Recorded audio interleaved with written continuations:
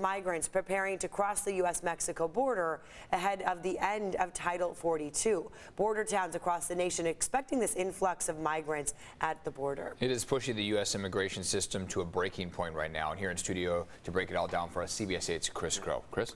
And look, and a lot of people worried about this, again, from both sides of the aisle, the impacts that this could potentially have, because those migrants, those asylum seekers, when that Title 42 is ended, it could potentially send an even further surge of migrants and asylum seekers to border towns. Now, as far as how this could impact San Diego, local activists do not believe that we'll see that same surge that others are seeing, so likely won't have much of an impact. Of course, never say never, because any rise beyond that, what we are currently experiencing, and they believe there will be immense pressure on local immigration organizations as well as Border Patrol. That's because they are already spread so thin. Now, at other border cities like in El Paso, Texas, what you're seeing right there, they've already begun to see a massive number of crossings. Thousands of migrants and asylum seekers making the trip daily.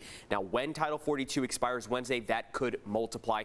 Not all those that cross are expelled. In fact, are not currently expelled. In fact, those that are processed and released are finding that local shelters here in towns like El Paso and churches are full. So instead, they're going to makeshift shelters, or some are being forced to sleep outside in the freezing cold, many of them waiting to gather enough money to get to family in other parts of the country. Now, these organizations, these churches, these activists, they're trying to do everything they can to humanely treat those who are crossing and advise them on what to do next. The Biden administration did release a plan for the federal response to the ending of Title 42. It includes more resources for Border Patrol and organizations in these towns, and also warns of legal consequences for those that continue to cross illegally.